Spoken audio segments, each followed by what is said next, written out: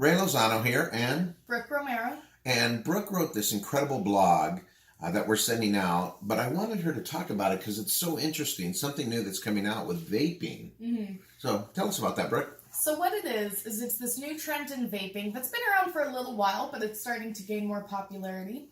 What it is it's called sub-ohm vaping.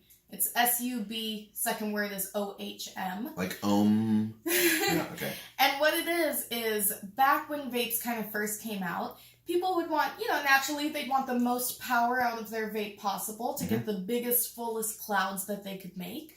So the vape mods, or the vape cartridges, would demand a lot of power from the battery. Wow, okay. Now that ended up with batteries overheating or malfunctioning, which is why when vaping first came out, we all heard a lot about vape cartridges exploding. Yeah, I remember that. Yeah. So that's why that would happen. So what sub-ohm vaping is instead of demanding more power from the battery, it changes the coil so that the coil that heats up the vape liquid has a lower resistance. Okay. So essentially the coil gets hotter than a regular coil would. So what happens is when the liquid passes over it, it comes out a little bit hotter, it uses a little more liquid, and it gets a more flavorful, larger, fuller vape cloud. Man. So what does this mean for kids that are going to start using this? So especially for kids, this is super detrimental because what happens is it uses a lot more liquid. Now, number one, obvious thing that's terrible is that is way more expensive for kids, and vaping is already a super expensive habit. Right. Number two, that's terrible for their health is that vape juice contains a lot of nicotine. Even vape juices that claim to be absolutely nicotine-free have a lot of nicotine in them. Right. And so what happens is they ingest all of that nicotine, and we're starting to see rising numbers of people getting what's known as like nicotine poisoning. What does nicotine poisoning look like? So what happens is the nicotine is such a powerful chemical that when you intake a little bit, it gives you that little bit of buzz that smokers and vapors get. Right. But sometimes it can make you feel really sick when there's too much.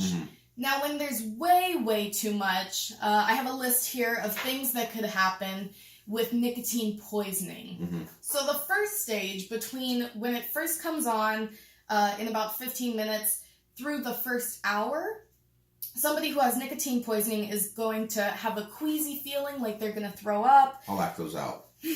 They're going to have a stomach ache, mouth watering, quick, heavy breathing, faster heartbeat, pale skin, I can't do that one. headache, dizziness. What's going on? And loss of appetite.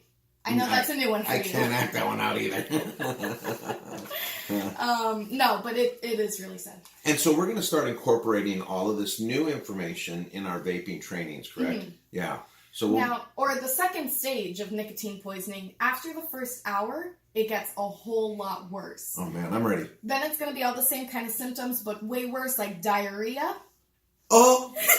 Shallow breathing. Slower heartbeat.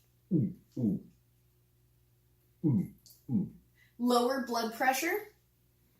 Lethargy. Feeling weak. Slow reflexes. Ray! Yeah. And then seizures. Oh man, coma, that's terrible. And potentially death. Wow. Yeah, so it is really, really terrible. I read a study that said that one person every month dies from nicotine poisoning. So this is all the stuff that they can find in the new blog that is accompanying this. And so it's in there. This is stuff we're going to be adding to our training, correct? So you can look for us. And if you need to find us, you know how to find us. All right? Yeah. Good. All right. Thanks, you guys. Take care.